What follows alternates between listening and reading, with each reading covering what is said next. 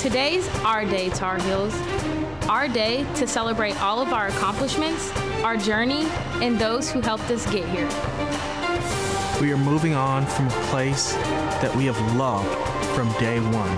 A place where we were welcomed as members of the Tar Heel family. We set our sights high to leave our mark, our heel print. We studied. We created. We danced. We played. And we played some more. This is where we were meant to be. And then 2020 changed the world. It changed our world. Our senior year was like no other. Classes moved to Zoom, and friendships moved to phones. But we persevered when many would have called it quits. We made it, Tar Heels. We are here today because we leaned on our teachers, our families, and each other to overcome challenges no one had ever faced. We did it, and we did it together. At a time like no other, we are a class like no other. We are, and always will be, Tar Heels.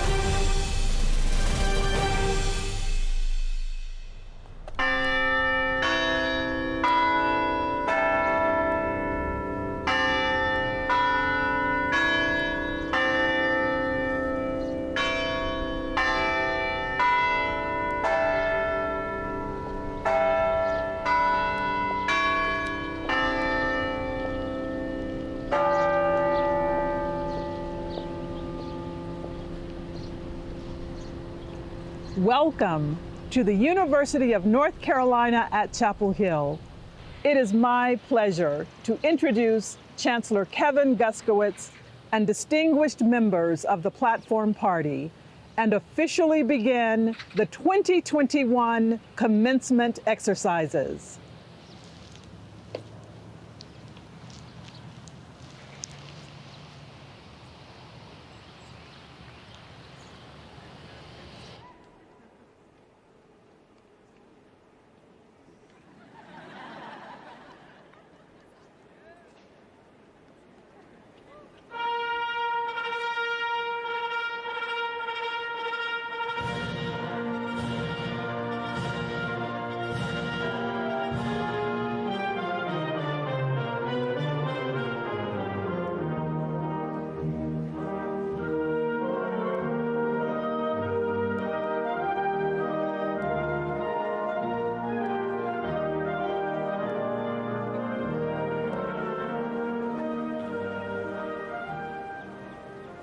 Welcome to the 2021 Spring Commencement Exercises of the University of North Carolina at Chapel Hill.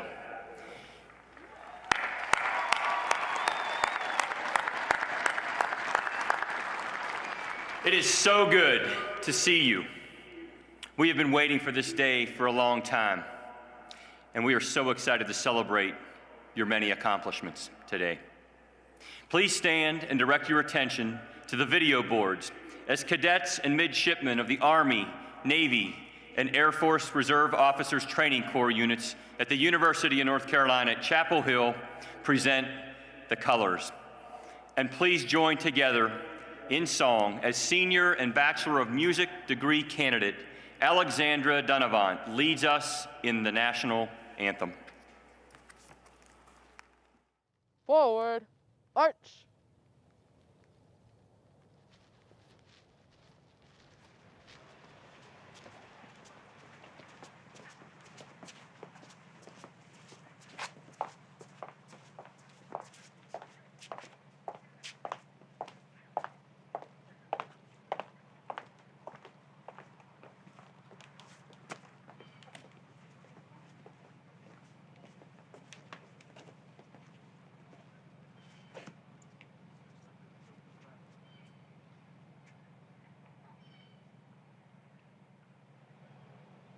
Present.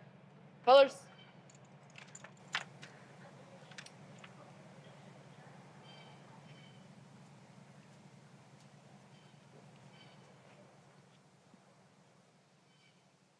Oh, say, can you see by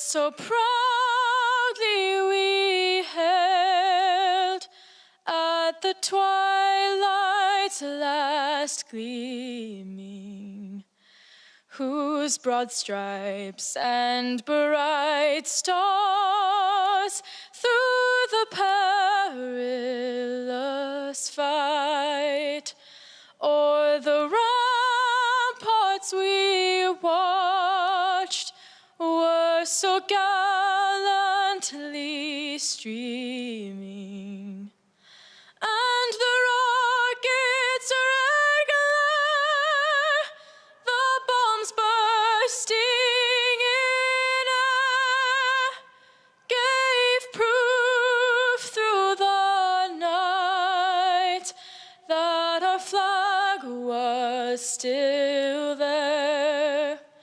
Oh, say does that star-spangled banner yet wave o'er the land of the free and the home of the brave?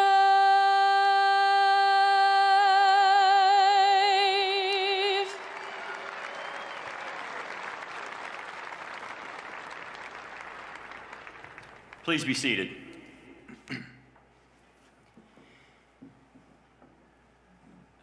I'd like to offer a particularly warm welcome to the 2021 graduates who are joining us from home and participating virtually in today's festivities. This is your day too. Whether you're joining us from your hometown in North Carolina or in a distant city across the world, we celebrate you and your accomplishments. Joining us via Zoom are some of those graduates celebrating at home. The video board. Congratulations and thanks for being with us.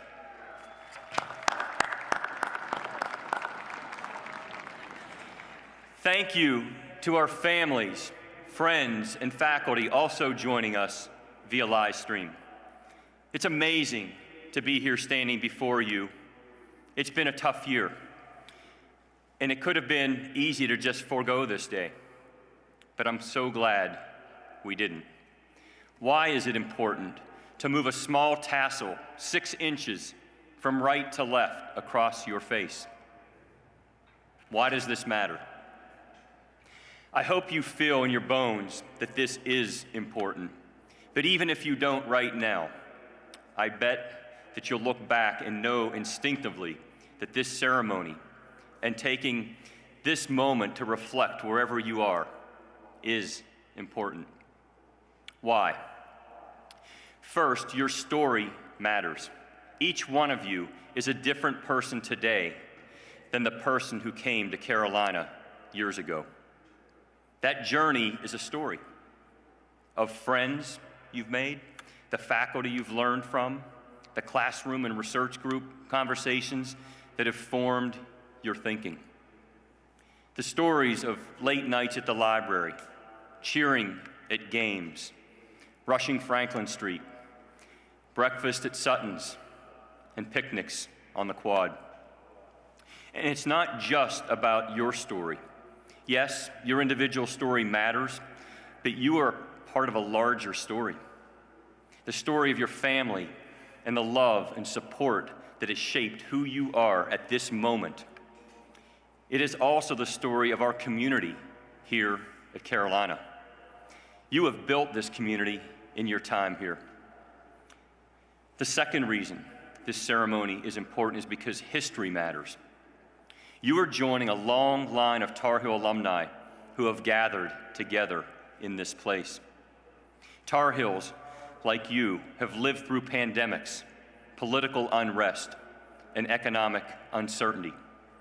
Tar Heels, like the class of 1971, who this year marked the 50th anniversary of their graduation, and who would love to be out there right now on the field with you today.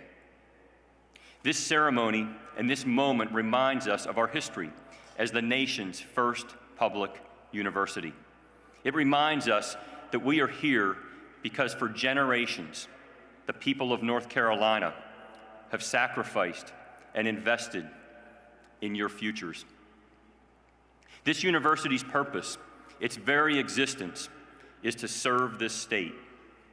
You are here to fully experience and appreciate this long history of service that extends all the way back to 1789. And third, we know rituals matter. Rituals ground us in the familiar and remind us of our place in the world. At a Jewish wedding, the huppah signifies the new home a couple is building together. Christian baptism signifies being reborn into a new life. This week, Muslims around the world celebrated the end of Ramadan, a month of fasting and reflection that grounds them in their faith and compassion for others. Many rituals symbolize the endurance of trials and becoming something new. Taking a sip at the old well signifies the hope of a new semester. Lighting the bell tower celebrates special moments in our community's life together. That is what today is about. You have defeated the obstacles, overcome the odds, and made it. John F. Kennedy once said, "Do not pray for easy lives. Pray to be stronger." You have become stronger. The ways you've had to endure and fight through this pandemic will pay dividends someday. You've adapted, and the lessons of this year are important and worth celebrating. You will face other challenges in your life. Who knows? Maybe next year, 5 years, or 25 years from now. I hope that you will look back on 2020 and think about how you've persevered, how you've helped others amid the struggles and obstacles. This is what great universities do. We are the university of the people, and we teach one another and our society how to adapt and solve the grand challenges of our time. As graduates, you will do the same in the years to come. And so today, let's celebrate you, Carolina's class of 2021. I've loved being your chancellor this year and every year. It's been so fun to look out my office window at the old well and see so many of you taking pictures in your Carolina blue caps and gowns over these past few weeks. So please join me in a round of applause for all of our graduates.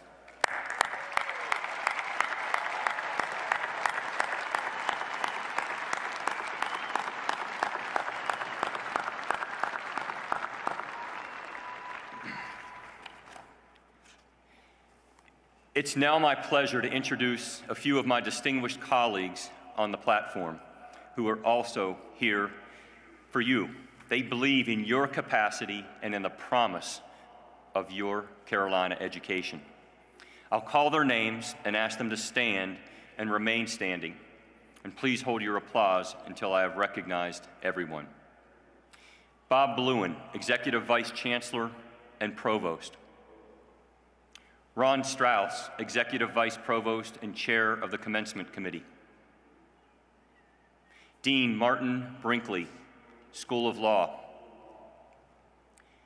Dean Doug Shackelford, Kenan-Flagler Business School. Dean Gary Marcianini, School of Information and Library Science. Dean Mike Smith, School of Government. Your senior class president, Chris Suggs, and Vice President, Tamaya Troy.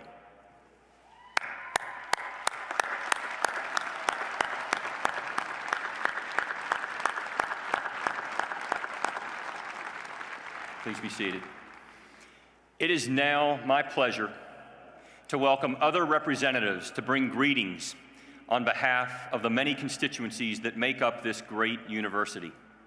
Bringing greetings virtually, representing the University of North Carolina System, President Peter Hans.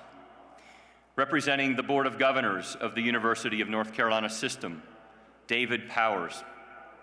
Representing the Board of Trustees, Chair Richard Stevens. Representing the faculty, Faculty Chair, Mimi Chapman. Representing the Graduate and Professional Student Government, President Ryan Collins. Representing the General Alumni Association Board of Directors Chair, Jill Gammons. We will begin with President Hans. Thank you, Chancellor Guskowitz, and thank you to everyone at Carolina for extraordinary work in an extraordinary time. To the class of 2021, you made it.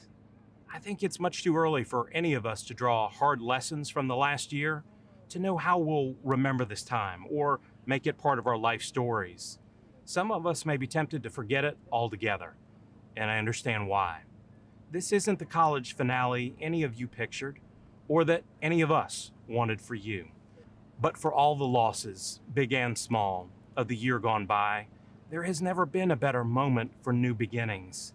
The world is more uncertain than any of us imagined, and that's unsettling. But it's also freeing. You're graduating into a moment of unique possibility, a once-in-a-generation openness to new ideas and new ways of doing things.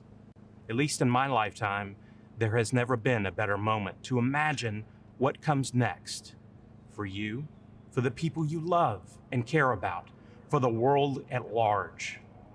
For those of you with solid plans and a clear path, you have my admiration and good wishes. For those of you still not sure what tomorrow will bring, well, welcome to the club. Turns out that's all of us, all of the time.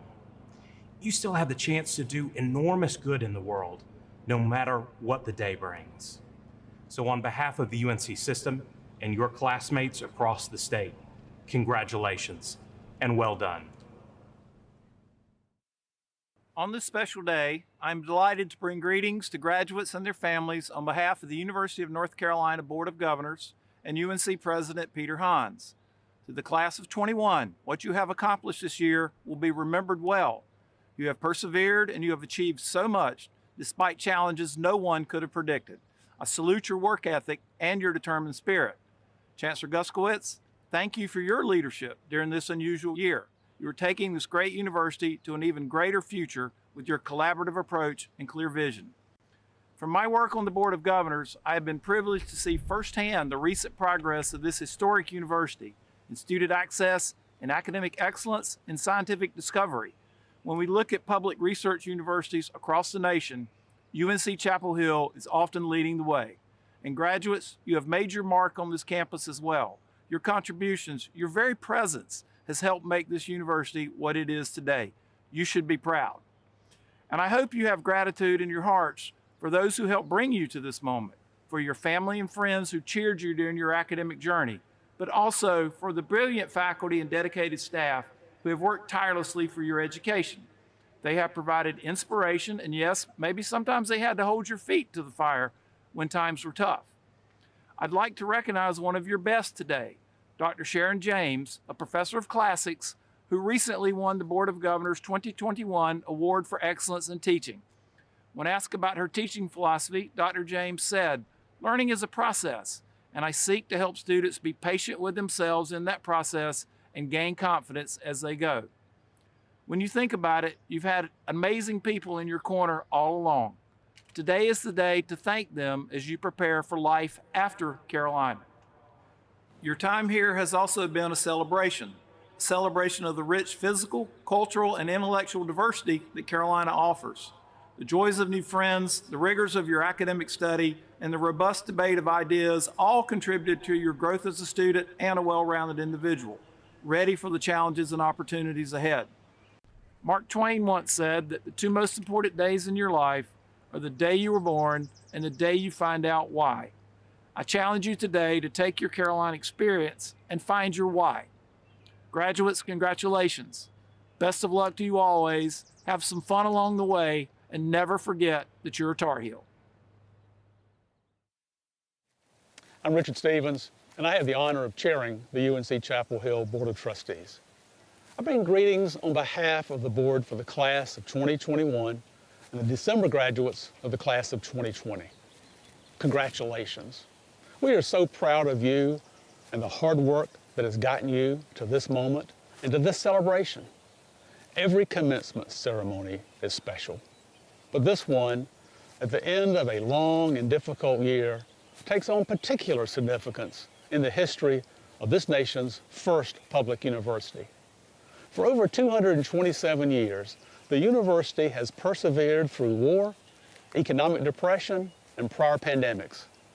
Yet, as I look to our future, I am confident that this university will continue to persevere. And I feel the same confidence in you, our graduates. As a class, you have faced many challenges, and yet you have continued to learn and to grow. As you head out into the world, you will face uncertainty, risk, and trials, but you won't face them alone. That's the best part of Carolina. You will take the friendships you've formed, the skills you've learned, and the memories of this place with you. Last year was my 50th class reunion. I am still being shaped by this university. In the year 2071, I hope you will be back for your 50th reunion as well. In the meantime, I want you to remember one thing. As an alumnus once said, you may work on Wall Street, or you may work on Main Street, but don't ever forget Franklin Street. Never forget what this university has given you, and in time, I know you will find ways to give back to the university. Thank you, and hark the sound. Hello, graduating Tar Heels. What a journey you have made since your first days on the Chapel Hill campus. As your faculty, we have witnessed firsthand your grit, adaptability, creativity, kindness, and your tenacity.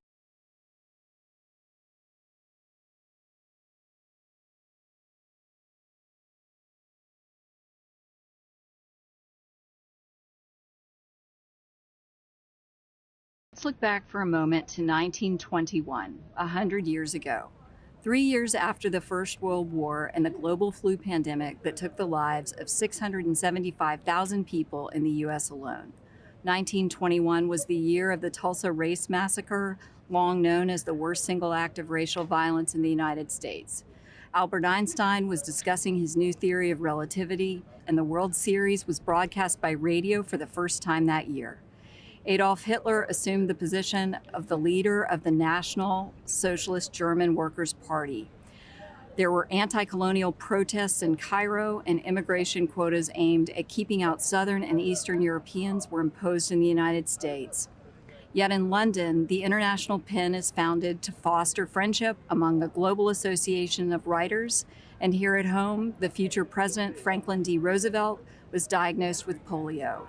And insulin that would change diabetes from a fatal to a chronic condition was isolated at the University of Toronto. The first Black pilot, Bessie Coleman, reached France and was the first Black person to earn an international pilot's license. It was a world of possibilities, uncertainties, bright lights, and deep despair. Not so unlike the challenges that await you today as you leave this time of preparation, learning, and growth to start doing the work that you were called to do. As your faculty, we hope you will take a little bit of us with you. Perhaps there was the moment that the physics concept finally made sense, or the novel that you were exposed to shifted your thinking, the first-year seminar that put you on a quest for a whole new career, or the class discussion that showed you the variety of ways people live and think in this great big world. Perhaps there was the professor that listened when you were having a personal struggle, encouraged you to study abroad, or supported you in applying for the coveted internship. We hope you remember a moment in the Ackland Museum when a work of art changed the conversation, or performances at Playmakers or Carolina Performing Arts that left you breathless and eager to talk about them. Those are the moments that most of us as faculty live for, that keep us coming back to this campus year after year. The other hope that motivates us is knowing that you are going out into the world to take what you've learned and apply it to the challenges of our time. We have joined with you in research and scholarship in the classroom and beyond, and we have confidence that you will take this knowledge to work for a more just society across the divides that seem so insurmountable right now. Each of your steps are different and all are important. Maybe you are heading toward an additional degree or a job across the country. You may be heading home to help your family and contribute to the community you've known all your life. Whatever your next step is, it is not the last. You will make your path by walking it, and we, the faculty of the University of North Carolina at Chapel Hill, are honored to have been a part of it. We'll be cheering you on with every step you take. Congratulations. Hello, friends. I'm Ryan Collins, UNC School of Law Class of 2021, and outgoing President of Graduate and Professional Student Government. On behalf of GPSG, I want to extend my warmest congratulations to all of you on your graduation today. For all of us, undergraduates, masters, doctoral, and professional students, this is the culmination not only of years of rigorous academic study and practical training, but also one of the most difficult years in our nation's history. You have shown an incredible amount of perseverance and resilience, all while advancing intellectual and scientific progress, giving back to your communities, and fighting for social justice. I am proud to stand alongside of you today as a fellow graduate of Carolina. I would like to give a special shout out to my fellow graduate and professional students. Whether you just finished your final semester of classes, or defended your dissertation, or completed your clinical rotation, congratulations on a spectacular accomplishment. And to all of those who supported today's graduates along the way, parents, partners, family, friends, teachers, mentors, and so many more, thank you for everything you have done to get us here. Fellow graduates, as we go forth from today, I leave you with the words of the beloved lawyer, L. Woods. You must always have faith in people, and most importantly, you must always have faith in yourself. Congratulations, UNC Class of 2021. We did it. Hello, I'm Jill Gammon, Chair of the General Alumni Association Board of Directors. Congratulations. After years of hard work, countless thrilling discoveries, anxious moments, and bottomless cups of coffee, you have earned your cherished degree from Carolina. You and your family can be justifiably proud of your sacrifices and accomplishments. And now you join the largest and only permanent part of our Carolina family. You are alumni. There are more than 342,000 living alumni in all 100 North Carolina counties, all 50 states, and over 140 nations. And the General Alumni Association is the official organization for all former Carolina students. The GAA's award-winning bi-monthly magazine and informative email updates will keep you connected with Carolina, with your classmates and Tar Heel friends, and with your local Carolina club and other alumni activities. The GAA also offers alumni career services and lots of enrichment and networking opportunities. We hope you'll become members of the GAA. And please share your contact information updates with the GAA wherever you land so that we can stay in touch with you. Today, you can take great pride in your Carolina experience. But know this, your Carolina stories are just beginning. Live them well, and again, congratulations.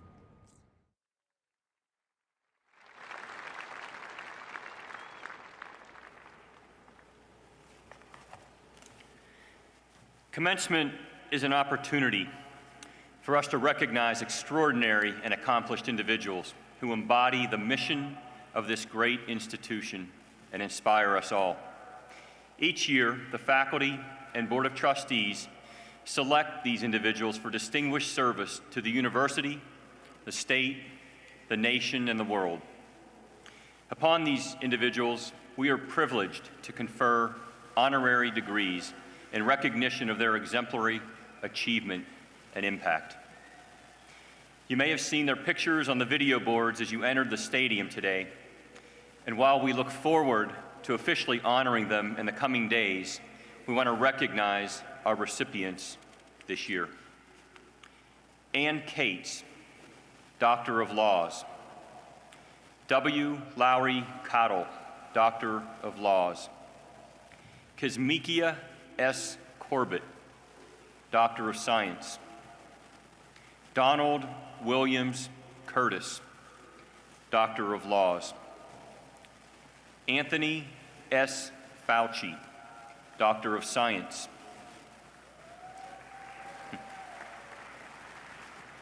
Bernadette Gray Little, Doctor of Laws.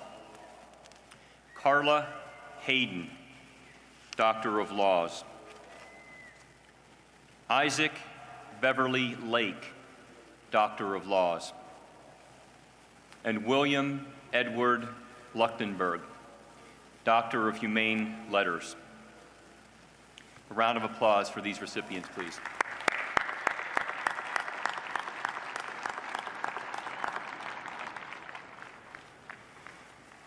Your two commencement speakers today are two incredible leaders in the fight against COVID-19.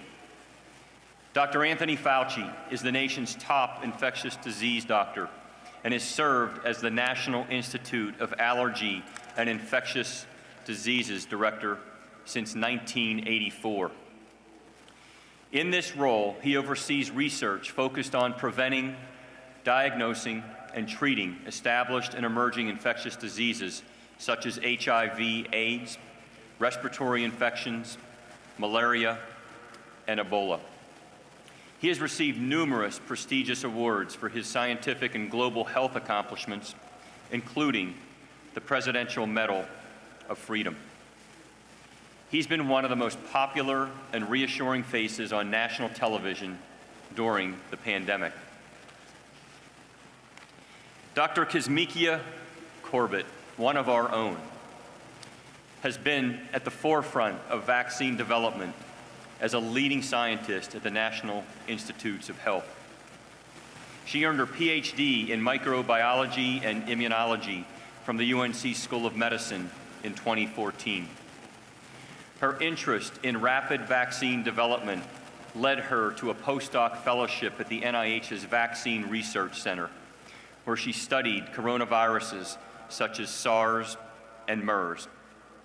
That work laid the foundation for the speed with which her team developed a COVID-19 vaccine. She is now a research fellow and the scientific lead for the coronavirus's vaccines and immunopathogenesis team at the National Institute of Allergy and Infectious Diseases. She will join the faculty at Harvard this fall in the Immunology and Infectious Diseases Department.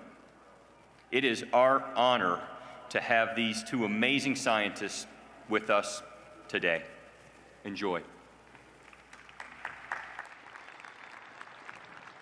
Thank you, Chancellor Guskowitz, for that kind introduction. Members of the faculty, distinguished guests, family members, and friends of the graduates, and you, the 2021 graduating class of the University of North Carolina. It is a personal pleasure and a true honor to be your commencement speaker, and I accept with gratitude and humility the honorary degree from this outstanding university. I have had the privilege of delivering several commencement addresses over the years, and I invariably have included in these addresses in some manner or form a reference to the fact that I was in your situation many years ago when I graduated from college and then from medical school. And so I felt that I could directly relate to what you have just experienced as a student. I might then go on to draw analogies from my past to your present. Well, that just does not pass muster this year, for what you have experienced as a result of the profound upending of your lives by COVID-19 is truly unprecedented. No students dating back over 100 years since the historic influenza pandemic of 1918 have had this level of disruption to their lives during their student years. Furthermore, the world into which you will enter as you leave the confines of this beautiful campus has changed dramatically. The adjustments that you will have to make in order to function in the world that awaits you are substantial. No doubt, it is going to be tough. However, what I've seen of how you have responded to this pandemic thus far gives me confidence that you will adjust and you will thrive. I have seen from a distance how you have cooperated with your faculty in a program to keep your campus safe and to the degree possible free of COVID-19, and how you have managed to participate in keeping the university open and functioning while achieving a much lower than expected infection rate. This outcome could only have been accomplished by discipline, teamwork, and respect for your fellow students. In addition, several of your UNC scientists, whom I know quite well, are playing major roles in the development of a substantial public health response to this pandemic through the implementation of high-impact biomedical research. Of this, you should feel justly proud. However, as you enter a hurting world that is trying desperately to recover from this historic pandemic that is still raging and whose future course is still uncertain, whether you fully realize it or not, you can play an important role in ending the pandemic and in our recovery from it. What do I mean by this? Leadership. I refer here to your potential for leadership. You are graduating from an extraordinary institution. The young men and women of the University of North Carolina are the future leaders of our society, a society that has suffered greatly from a public health standpoint, with close to 600,000 deaths in the United States alone and unimaginable physical and mental suffering for millions of others. And from an economic standpoint, with millions of jobs lost and businesses destroyed, perhaps irreparably for some. It is a hurting and changed world, and the new normal to which we will return may not be entirely the same as the normal from which we departed in January 2020. You are going to play an important role in shaping this new normal. Perhaps it can even be a better normal, but more on that in a bit. For certain, you cannot do it alone, but it cannot be done without you and with your leadership. And so in this regard, leadership is a gradual process that you have already begun when you enrolled here at UNC. I speak not necessarily of officially designated leadership, which actually some of you may assume in your careers. I speak of the leadership that can take many forms, including the quiet and subtle leadership of example. Which brings me to my next point of discussion. COVID-19 and the bright light shone on society's failings. Our country's experience with COVID-19 has shed a bright light on one of the great failings in our society, and that is the extraordinary health disparities among minority groups, especially African Americans, Hispanics, and Native Americans. These minority groups have a much greater likelihood of getting infected with SARS-CoV-2 and developing the disease COVID-19 because of the nature of the jobs that many of them have as essential workers in society. More importantly, when they get infected with the coronavirus, they have a much greater likelihood of developing a severe consequence of infection due to the greater incidence and prevalence among them of underlying comorbid medical conditions, such as hypertension, chronic lung disease, diabetes, obesity, among several others, that lead to a multifold increase in hospitalizations and deaths compared to the general population. And you know, very few of these diseases are racially determined, and almost all of them relate to the social determinants of health dating back to conditions that many minorities find themselves in from birth, regarding the availability of adequate diet, the lack of access to health care, and the restriction put upon them by the undeniable racism that exists in our society. And so let us promise ourselves that our memory of this tragic reality, that an infectious disease disproportionately hospitalizes and kills people because of the color of their skin, and that this does not fade after we return to our so-called new normal. It will take a decades-long commitment for society to reverse this trend, and I strongly urge you to be part of that commitment. Which brings me to my next point of discussion: public service and social responsibility. I sincerely believe that regardless of our career paths, we cannot look the other way from pressing societal issues. There are still pockets of society here in our own country that are steeped in poverty, drug abuse, violence, health disparities, inadequate education, racism, discrimination, and despair. Some of you may devote your future careers and lives to directly addressing these societal issues. Understandably, most of you will not. But in this regard, public service does not necessarily mean a profession or avocation devoted entirely to public service. One can incorporate public service into your lives regardless of your career choice. So please take this into serious consideration and make it part of your lives. This might hopefully help counter another sad truth prevalent in our society: unprecedented divisiveness, which is my next point of discussion: COVID-19 and a divided nation.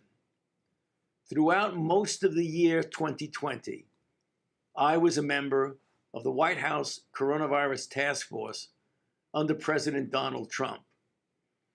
In that capacity, I, together with my colleagues on the task force, tried to persuade the country to follow certain public health guidelines that could dampen the outbreak that was evolving and continues to evolve into the most devastating pandemic of a respiratory disease in over 100 years.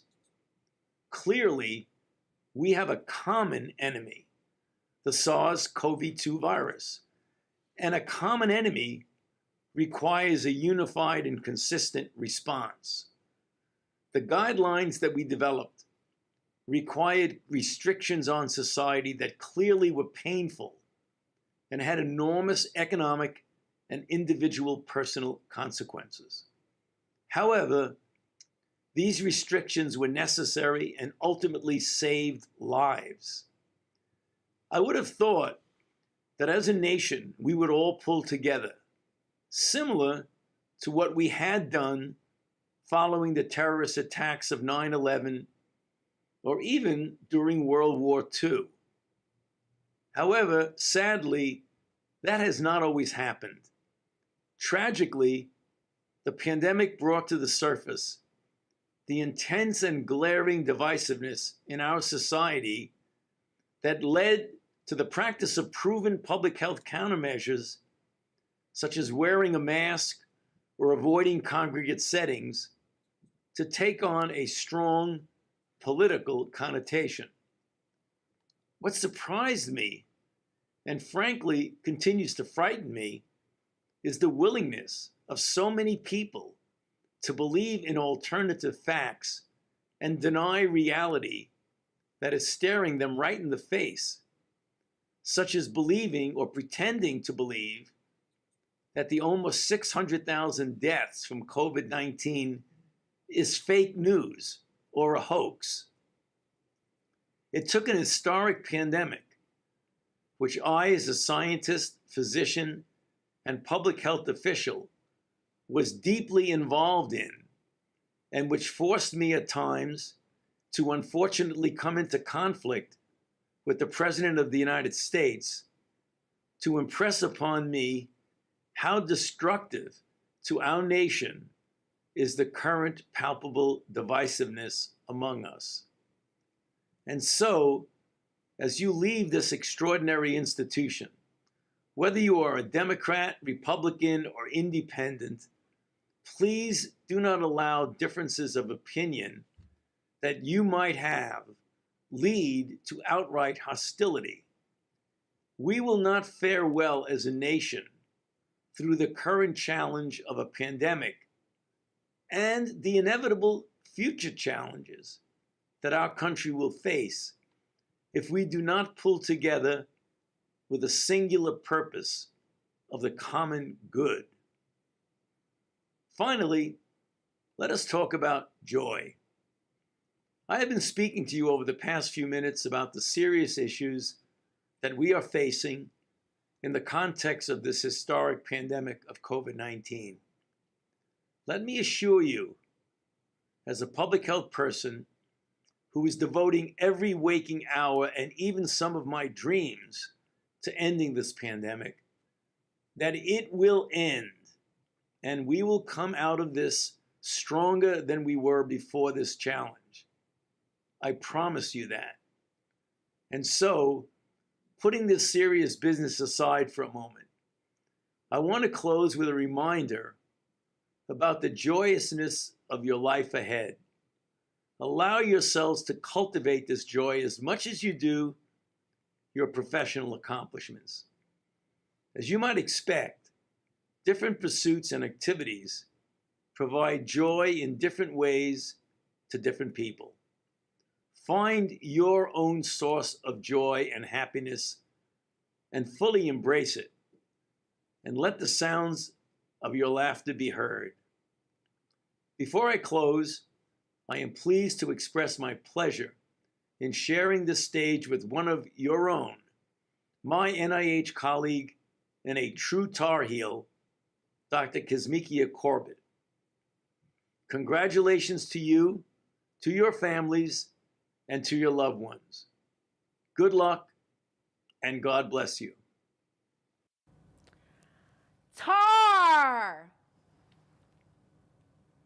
Wait, is it too soon? Have we gotten to the moment in the program where we're all exhausted and just ready to go home?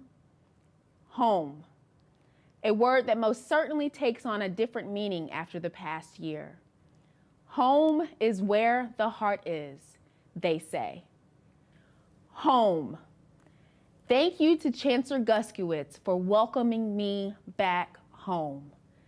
Thank you to the University of North Carolina at Chapel Hill, class of 2021, for simply being here. I think that is all that we can ask of students after the past year, especially students who embarked upon such different and maybe even difficult times in order to finish off their college career. Congratulations. You did it. You did it boldly. You did it fearlessly. You did it intelligently. And the prize of it all is that you did it in a pandemic. I jokingly talked to you about leaving this ceremony to go home, to the place from where you hail.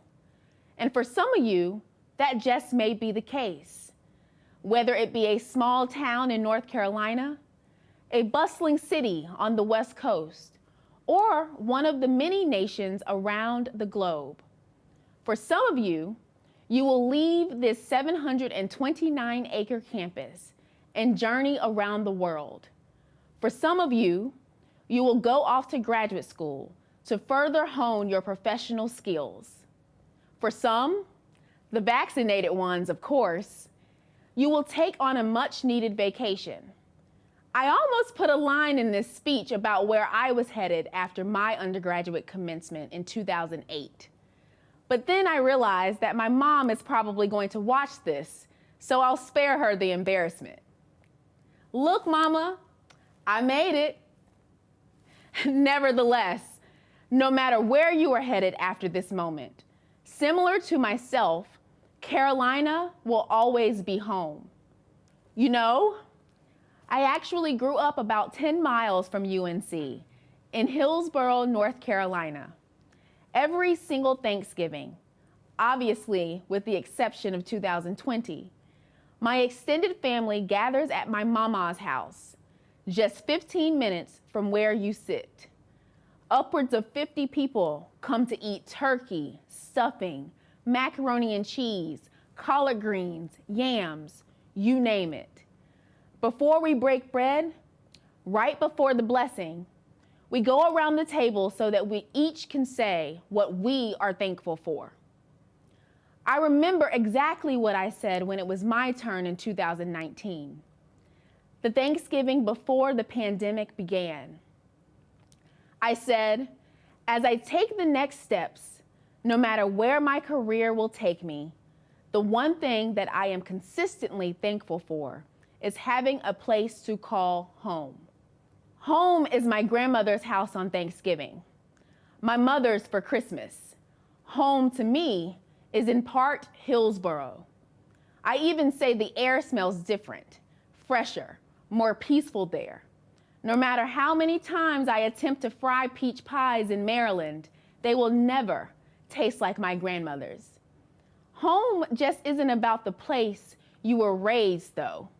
Home is, or are, the culmination of places that amass experiences that shape who you are, that shape who you will be. Home is Carolina, the lecture hall for Friday morning pop quizzes, Franklin Street for wild Halloweens. Sure, with those great things, college may have also presented its obstacles. There is no shame, though. I got my first bad grade in college, too. Everything may not have been peach pie, but the beautiful thing about this moment, as you leave this place, a place that has shaped you for the past 4 years, is that you now have the privilege to decide where you go from here. It is the time when you are becoming who you are destined to be, the time when you are finding your why, a time when you are figuring out your place in this world and where do you belong. Well, I'll tell you something. I am 35 years old and I'm still figuring that part out. But when someone asks me who I am, the things that I know to be true and ingrained are the things that, even when they aren't peach pie, made me who I am. Those things from home, not just the scientist or the vaccine developer. Those are the things that I am to the world. For you, that might be lawyer or teacher or doctor or preacher, but your being, the part of you that you will take to every single profession or place that you embark on for your lifetime. Those are the things that make you uniquely you. Everyone in that stadium is now a Tar Heel, but your being, the pieces of you that are unparalleled to anything that anyone else has to offer, will come from remembering from where you came, from where you conquered, here at UNC and every other step along the way. Today, as you sit there perhaps nervous about your future or uncertain about what is to come, remember that you are exactly where you are supposed to be. You are going exactly where you are destined to go. And as my dad so eloquently put it as he dropped me off at my first apartment, if the world ever mistreats you, remember that you always have home. Congratulations.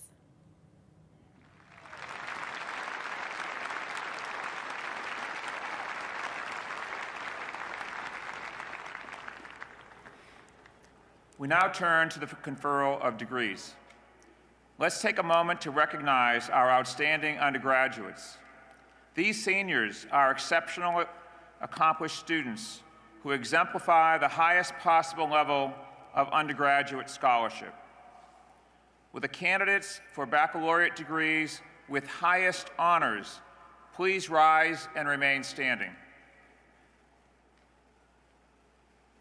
Will the candidates for baccalaureate degrees with honors please rise and remain standing?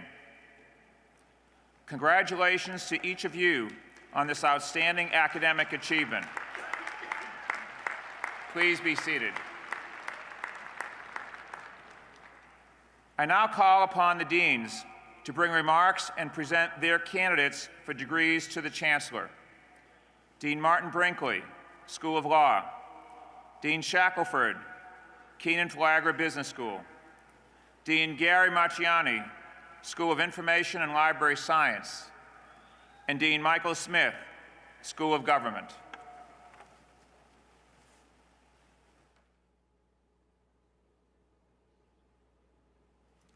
Thank you, Provost Bluen. A recent national survey revealed that the core value Americans hold in highest esteem, the civic virtue that enjoys the broadest national consensus, is belief in the rule of law. At this moment of fraught politics, fractured media, and profound disagreement about the direction of our public life, nearly every person polled, 93%, agreed that respect for the rule of law defines what it means to be American. In the tally of core American concepts, the rule of law ranks far higher than any consideration of language, geography, personal background, or religious belief. Whatever the schisms in our politics, America remains a nation of laws. It's worth remembering what a radical creed the rule of law represents. The notion that all people are created equal, that they stand before the law with equal claim to justice, equal rights to fairness, equal opportunity to pursue knowledge and happiness. The past year has shown us how profoundly America has fallen short of these ideals and how far we have to go to make of them some kind of reality. But they are still America's founding ideals. They still rest at the very core of what binds us as a society and makes us a nation of fellow citizens. It is fitting that the School of Law recognize its graduates first in this ceremony. That is not just because the law school is the oldest graduate and professional school in the university. It is because the law is the scaffolding, often the invisible scaffolding, on which every other discipline and every other success we celebrate today is built. The law is not perfect. Perhaps it never will be, but seeking to perfect it is worthy of a lifetime of dedication. The late Senator Daniel Patrick Moynihan once said, "When many bad things happen at once, societies define deviancy downward until the list of what is unacceptable is short enough to be manageable." The 2021 graduates of the University of North Carolina School of Law are leaving this venerable university empowered to devise those wise restraints that make us all free. I urge my students, never lower your standards for the public institutions that administer the rule of law merely because the times are hard and our politics corrosive. I ask you to remember that a calm sense for the long view, the broad view, and a pragmatic preference for the better rather than the best can have a hard time overcoming the noisy anxiety of those who would transform, that is, ruin, what they do not understand. Civilization is a thing of the calm, the patient, the pragmatic, and the wise. We are not assured that it will triumph. It will be up to you as the guardians of the rule of law to decide whether it does. Chancellor Guskowitz, I am pleased to present to you the candidates for degrees in the School of Law. Will these students please rise?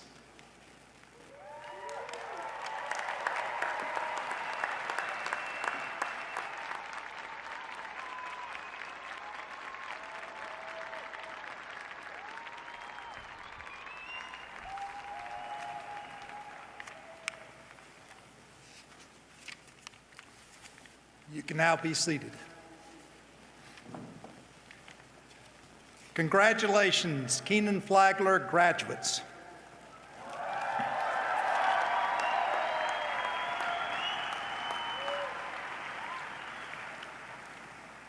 I leave you with a story about one of your now fellow alums. He became bored with his corporate position and quit. Soon thereafter, he heard that a town was looking for someone to pick up their garbage. He put in a bid, got the work, rented a truck, assembled a crew, and eventually made a fortune in trash collection. If you ask him how he did it, he won't talk about strategy, finance, marketing, technology, none of that stuff. Instead, he'll talk about how poorly we view garbage collectors. No kid dreams of being one. No one ever brags about the trash collectors in their family. Our fellow alum credits all his success to helping garbage collectors see their importance in the community, its public health, its natural beauty, its economic vitality. He goes to his garbage collectors' homes and stressed to their parents, spouses, and children how important their garbage collecting family members are to the success of the community and society. As a result, those garbage collectors, on whom his business is completely dependent, recognize that they matter and their work matters. Even when it's sleeting in January or humid in July, after spending a night picking up trash at the concert or after the ball game, they are back the next morning collecting trash at our homes and our companies the next day. They alone, the garbage collectors, are the reason he has been successful. I tell you this story as you leave this wonderful university and school because you won't be garbage collectors. You will be leaders and managers in some of the best organizations in the world, but every organization has its garbage collectors. Your success in business and life will depend on how you treat people, both the big shots and the garbage collectors. Be a servant leader, do the right thing, live out our core values. Godspeed and go Heels.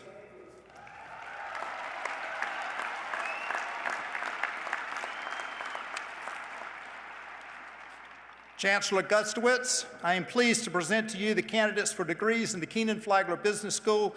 Will these students please rise?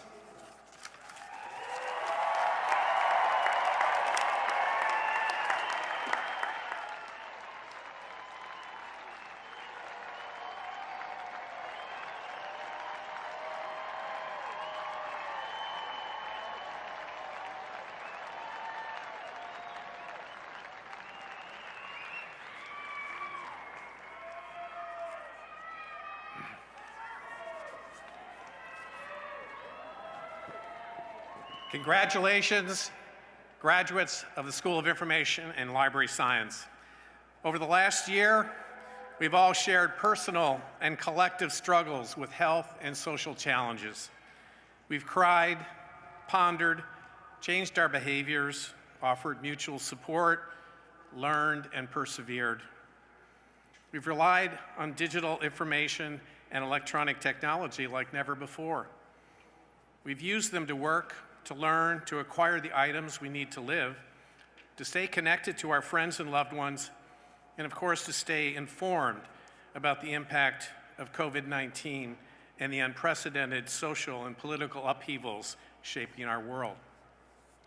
Reflecting on these developments, I'm especially pleased and confident to be sending SILS graduates into a world increasingly more dependent on equitable access to information and knowledge.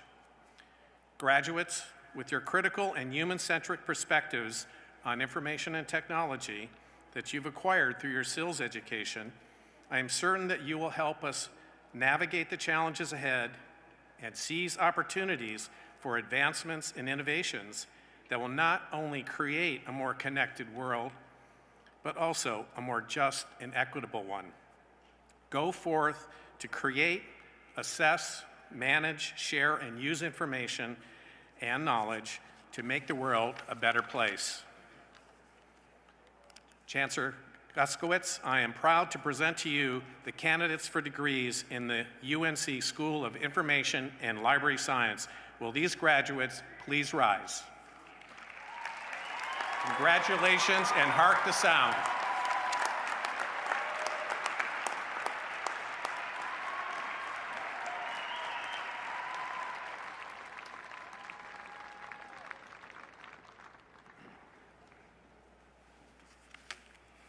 Good afternoon. and congratulations to all of the graduates. To the students from the School of Government who are graduating with a Master of Public Administration degree, I offer special congratulations.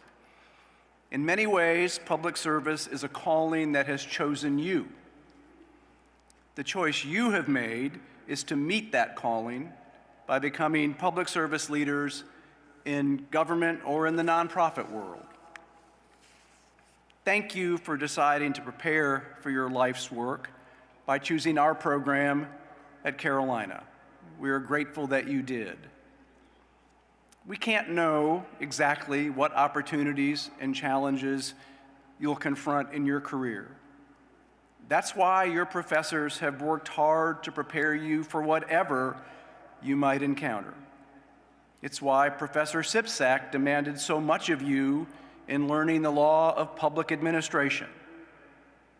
It's why Professor Jacobson demanded that you read so much in learning about organizational development. It's why all of your professors and the program staff went the extra mile in teaching and mentoring you. Whether in government or in a nonprofit organization, you leave Carolina with a set of skills that you can apply to any future situation. You are ready, and we need you. The historian Stephen Ambrose once said in his broad study of American history that he'd learned one overriding lesson. That lesson? Optimism always is justified. Whatever the future brings, I am optimistic that you can handle it.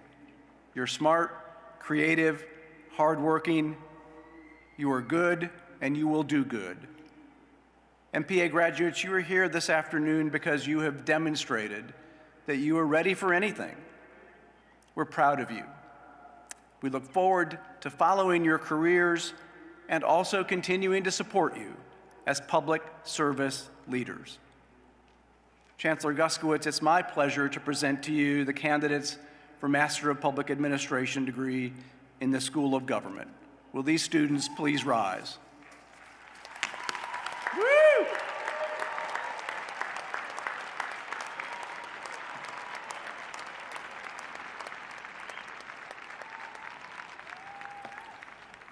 Thank you for these thoughtful and inspirational words from our incredible deans. So now I'd like to ask that all degree candidates please rise.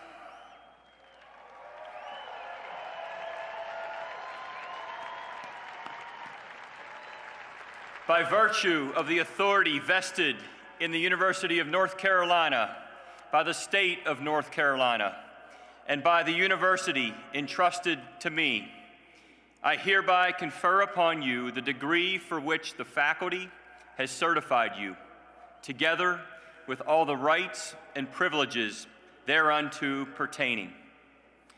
And I offer you my warmest congratulations.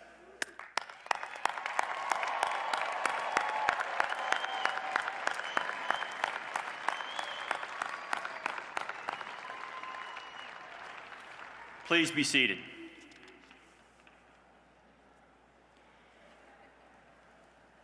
I now invite Chris Suggs, President of the senior class, to say a few words on behalf of the class of 2021.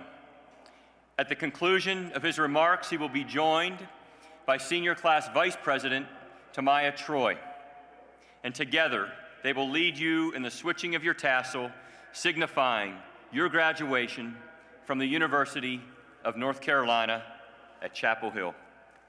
Chris.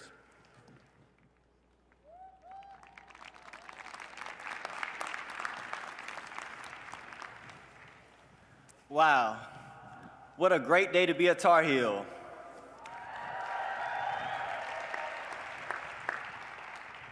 Home.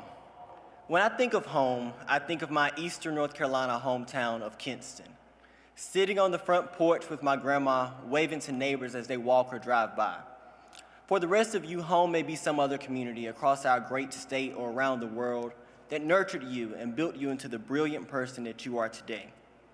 But for each of us, I hope that when we arrive on the brick paths and lush quads of our beautiful campus, we found a second home in Carolina. This home at Carolina might not smell of grandma's sweet potato pie or provide you with the curfew of when to be inside for dinner. In fact, this campus home probably provided more freedom to explore and learn than one could have ever imagined. Over these last few years in which many of us have been here at Carolina, we've seen our university community at its best and its most vulnerable. For undergraduates, we entered the university on the heels of a national championship and got to rush Franklin Street at least twice during our first year. We were a part of the fearless activism that led to the removal of Silent Sam,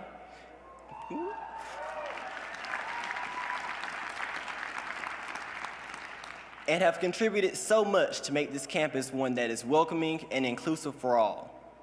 We were torn apart by a deadly pandemic and global unrest due to racial injustice, which have hit home for too many of us in this stadium. In recent weeks, we were brought together again to celebrate the impact of and wish well on his retirement, one of the greatest Tar Heels of all time, our coach, Roy Williams.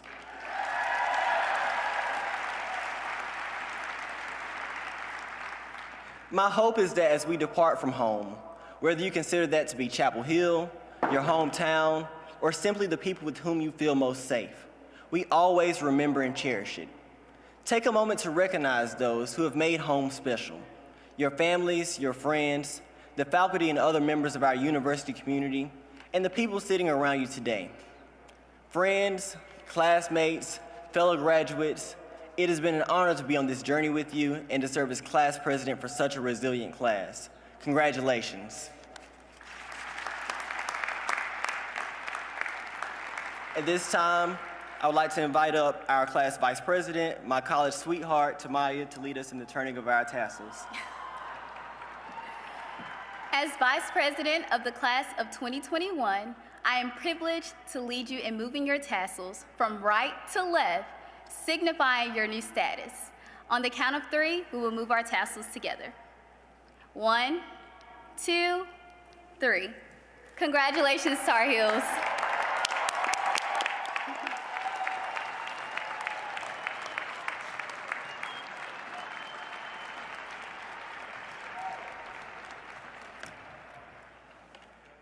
Thank you, Chris and Tamaya. And congratulations, graduates. You now join the over 340,000 living alumni of the University of North Carolina at Chapel Hill. One of those, have a round of applause for that.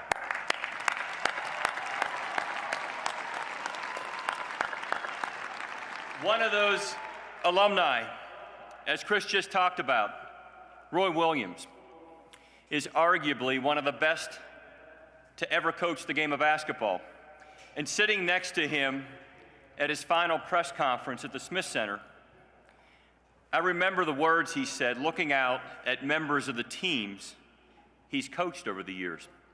And he said, "I've been so lucky because of those players, and nothing is better than seeing the look on your guys' faces when you accomplish something that's really hard. You, the class of 2021, have accomplished something really hard. And along with your faculty, your friends and families, we are lucky to have been on this journey with you. We celebrate what you've accomplished, and we're excited for your future." Speaking of great coaches, I want to leave you with one piece of advice, and it comes from Jason Sudeikis. And you know where this is going. If you've seen the Apple TV series Ted Lasso, okay, there's a few of you out there, you'll remember an important dart game. As Ted's playing, he talks about how people have underestimated him his entire life. And he never understood why until he heard a quote from Walt Whitman. "Be curious, not judgmental." And he realized that the people who used to belittle him weren't curious. They judged everyone, and they had no idea who he actually was. Because if they were curious, they would have asked questions.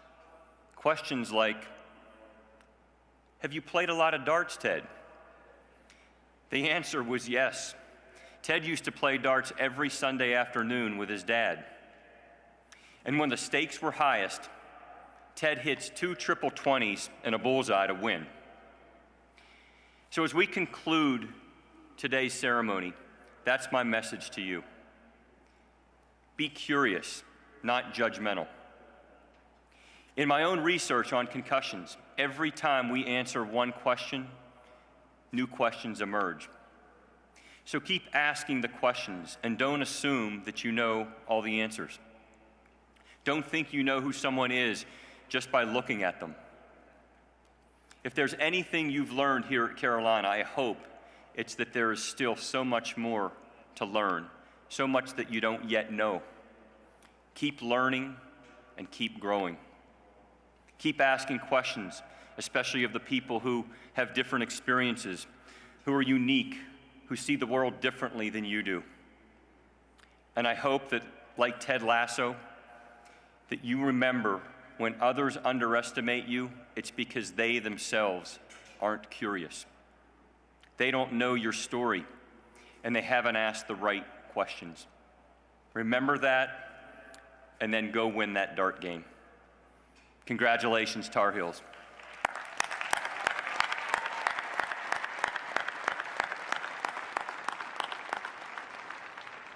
Before we close, it's my honor to continue another great Carolina tradition.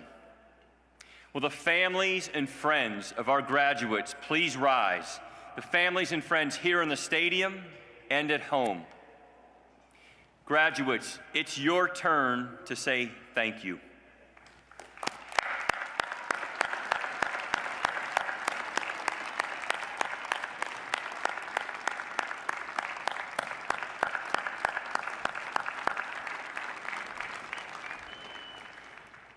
I want to also take an opportunity to thank all of our staff and support teams across many departments who have worked tirelessly over the past several weeks to make it possible for us to gather here today under these unique conditions. Please join me in a round of applause for this incredible team.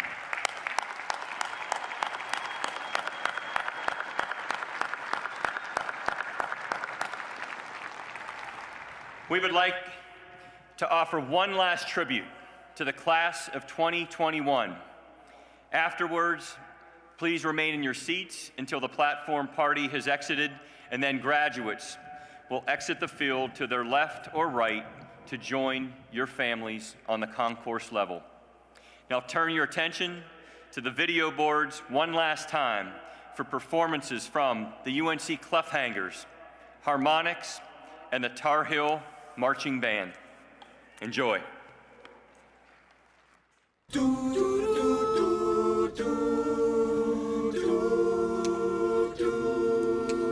In my mind, I'm gone to Carolina. Can't you see the sunshine? Can't you just feel the moonshine? And ain't it just like a friend of mine to hit me from behind? Yes, I'm gone to Carolina in my mind. Karen, she's a silver sun. You best walk her away and watch it shine. Watch her watch the morning come. A silver tear appearing now, and I'm crying, and I'm gone to Carolina in my mind. There ain't no doubt in no one's mind that love's the finest thing around. She whispers something soft and kind. Hey babe, the sky's on fire and I'm dying tonight, 'cause I'm gone to Carolina in my mind. In my mind, I'm gone to Carolina. Can't you see the sunshine? Can't you just feel the moonshine? Ain't it just like a friend of mine to hit me from behind? Yes, I'm going to Carolina in my mind. Dark inside the lane last night, I think I might have heard the highway calling, and geese in flight and dogs that bite. Signs that might be open say I'm going to Carolina in my mind. With a holy host of others standing around me,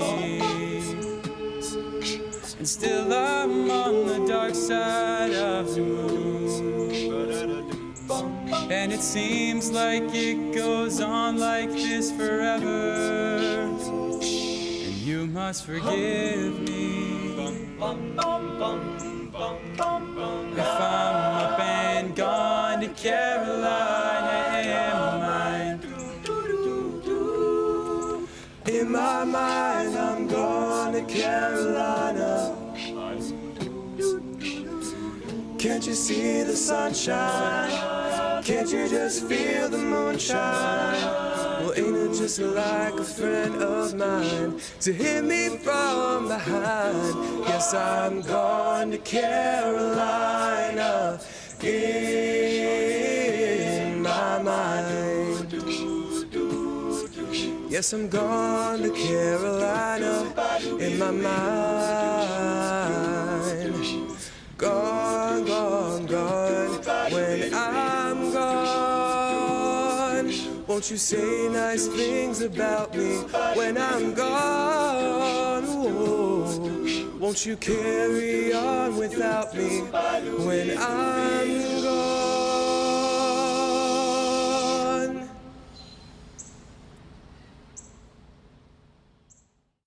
Hark the sound of Tar Heel voices ringing clear and true, singing Carolina's praises, shouting NCU. Hail to the brightest star of all, clear its radiant shine. Carolina, priceless gem, receive all praises.